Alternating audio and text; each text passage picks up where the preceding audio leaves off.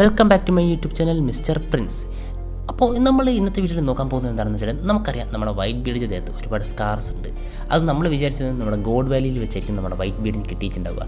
അത് കൊടുത്തത് നമ്മുടെ ഗാർലിംഗ് ഫിഗർലൻഡ് ആയിരിക്കും. അങ്ങനെയൊക്കെ നമ്മൾ വിചാരിച്ചിട്ടുണ്ടായിരുന്നു. പക്ഷെങ്കിൽ നമ്മൾ വിചാരിച്ചതൊക്കെ തെറ്റായിരുന്നു.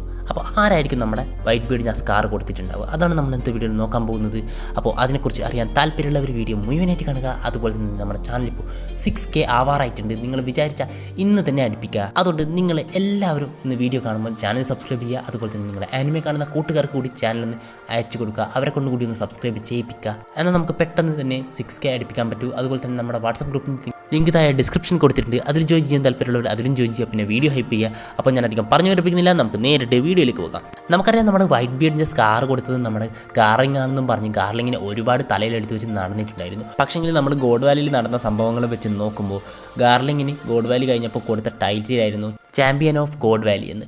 പക്ഷെങ്കിൽ നമ്മുടെ ഗാർലിംഗ് ആ ടൈറ്റിലിന് അർഹനാണെന്ന് ചോദിച്ചാൽ അല്ലാന്ന് തന്നെ പറയേണ്ടി വരും. കാരണം നമ്മുടെ ഗോഡ് വാലിയിൽ എത്ര മേജറായിട്ടുള്ള ക്യാരക്ടേഴ്സ് ഉണ്ടായിരുന്നു, അതിൽ ഏറ്റവും വേസ്റ്റ് നമ്മുടെ ഗാർലിംഗ് തന്നെയായിരുന്നു. ആരോടൊക്കെ ഫൈറ്റ് ചെയ്തിട്ടുണ്ടോ അവരോടൊക്കെ തോറ്റിട്ടുണ്ട്.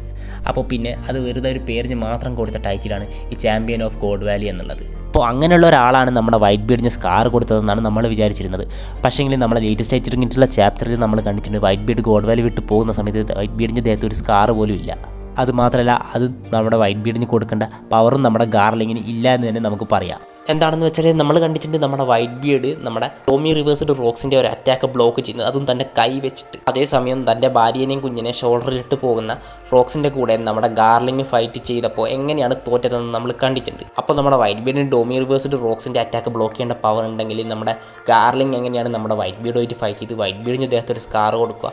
അതിനുള്ള പവറൊന്നും എന്തായാലും നമ്മുടെ ഗാർലിങ്ങിന് ഗോഡ് വാലി നടക്കുന്ന സമയത്തില്ലായിരുന്നു. അതിലൂടെ നമുക്ക് ഉറപ്പിക്കാം ഗാർലിംഗ് അല്ല ഗോഡ് വാലിയിൽ വെച്ച് നമ്മുടെ വൈറ്റ് ബീഡിന് ആ സ്കാർ കൊടുത്തിട്ടുണ്ടാവുക എന്ന്. പിന്നെ നമ്മൾ കുറച്ച് ടൈം പീരീഡ്സ് ഒക്കെ നോക്കുകയാണെങ്കിൽ പിന്നെ നമ്മുടെ റോജറും ഓഡിനും അതുപോലെ തന്നെ വൈറ്റ് ബീഡും 3 പേര് ഇരുന്ന് സംസാരിക്കുന്ന സീനില്ലേ, അവിടെ വെച്ച് നോക്കുകയാണെങ്കിൽ നമ്മുടെ വൈറ്റ് ബീഡിൻ്റെ ചെസ്റ്റിൽ നമ്മുടെ സ്കാർ കാണുന്നില്ല. അപ്പോൾ നമ്മുടെ വൈറ്റ് ബീഡിന് ചെസ്റ്റ് സ്കാർ കിട്ടിയിട്ടുണ്ടാവുക ഒരു പക്ഷേ നമ്മുടെ റോജർ ലാഫ്റ്റൈലിലേക്ക് പോയ സമയത്തായിരിക്കും. കാരണം നമ്മുടെ റോജർ ലാഫ്റ്റൈലിൽ പോയി തിരിച്ച് വന്ന് നമ്മുടെ വൈറ്റ് ബീഡിനെ ഒന്നുകൂടെ കാണുന്നുണ്ട്. ആ ടൈമിൽ നമ്മൾ നോക്കുമ്പോൾ നമ്മുടെ വൈറ്റ് ബീഡിൻ്റെ ചെസ്റ്റിൽ ഒരു സ്കാർ നമുക്ക് കാണാൻ കഴിയും. അപ്പോൾ നമ്മുടെ റോജർ ലാഫ്റ്റൈലിലുള്ള സമയത്താണ് നമ്മുടെ വൈറ്റ് ബീഡിൻ്റെ ചെസ്റ്റിൽ ആ സ്കാർ വരുന്നത്. ഇനിയിപ്പോൾ അത് കൈഡോ ആണോ എന്ന് ചോദിച്ചാൽ അല്ലാന്ന് തന്നെ നമുക്ക് ഉറപ്പിക്കാം. കാരണം നമ്മുടെ വൈറ്റ് ബീഡിൻ്റെ കൂടെ അവസാനമായിട്ട് ഫൈറ്റ് ചെയ്യേണ്ടിയിട്ടാണ് നമ്മുടെ കൈഡോ ഗ്രീൻ ഫോർഡിലേക്ക് വരുന്നത്. അതിന് നമ്മുടെ കൈഡോന് പറ്റുന്നില്ല. അതിനർത്ഥം നമ്മുടെ കൈഡോ നമ്മുടെ വൈറ്റ് ബീഡുമായിട്ട് ഇതുവരെ ഫൈറ്റ് ചെയ്തിട്ടില്ല, അങ്ങനെ ഒരു സീരിയസ് ഫൈറ്റ് ചെയ്തിട്ടില്ല എന്നാണ്. അതുപോലെ ചിലർ പറയും മീഹോക്ക് ആയിരിക്കുമെന്ന്. മീഹോക്കിനും നമ്മുടെ മെറീൻ ഫോർഡിൽ വെച്ച് നമ്മൾ കണ്ടിട്ടുണ്ട് മീഹോക്ക് തൻ്റെ സ്ട്രെങ്ത് വൈറ്റ് ബീഡിൻ്റെ കൂടെ ഒന്ന് ടെസ്റ്റ് ചെയ്ത് നോക്കുന്നത്. അതിനർത്ഥം നമ്മുടെ വൈറ്റ് ബീഡും മീഹോക്കും തമ്മിലൊരു ക്ലാഷേ നടന്നിട്ടില്ല എന്നാണ്.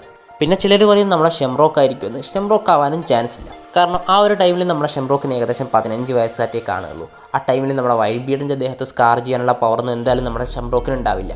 പിന്നെ ആരായിരിക്കും ഇത് ചെയ്തിട്ടുണ്ടാവുക?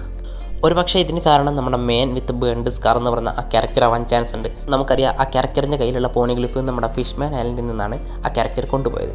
അപ്പോൾ ഒരു പക്ഷേ ആ ക്യാരക്ടർ അത് എടുക്കാൻ വരുന്ന സമയത്ത് നമ്മുടെ വൈറ്റ് ബീഡും ആ ക്യാരക്ടറും തമ്മിലൊരു ഫൈറ്റ് നടന്നിട്ടുണ്ടാകും. കാരണം വൈറ്റ് ബീഡിൻ്റെ ടെറിട്ടറി ആയിരുന്നു ഫിഷ്മാൻ ഐലൻഡ്. അപ്പോൾ ആ ഫൈറ്റിനിടയിലായിരിക്കും നമ്മുടെ വൈറ്റ് ബീഡിന് ആ സ്കാർ കിട്ടിയിട്ടുണ്ടാവുക. ഒരു പക്ഷേ ആ സ്കാർ തന്നെയായിരിക്കും നമ്മുടെ വൈറ്റ് ബീഡിന് വന്ന ക്യാൻസറിനും കാരണം. അപ്പോൾ ഈ ഒരു തിയറിനെ കുറിച്ച് നിങ്ങളുടെ അഭിപ്രായം എന്താണെന്ന് നിങ്ങൾ കമൻറ്റ് ചെയ്യുക. അതുപോലെ തന്നെ വീഡിയോ ഇഷ്ടപ്പെട്ടിട്ടുണ്ടെങ്കിൽ നമ്മുടെ ചാനൽ സബ്സ്ക്രൈബ് ചെയ്ത് ആ ബെല്ലൈക്കൻ ഒന്ന് എനേബിൾ ചെയ്ത് ഓൾ നോട്ടിഫിക്കേഷൻ സെറ്റ് ചെയ്ത് വെക്കുക. അപ്പോൾ ഇന്നത്തെ വീഡിയോ ഇത്ര മാത്രമേ ഉള്ളൂ. അപ്പോൾ മറ്റൊരു ദിവസം മറ്റൊരു കാണുന്നതുവരെ ബൈ ബൈ.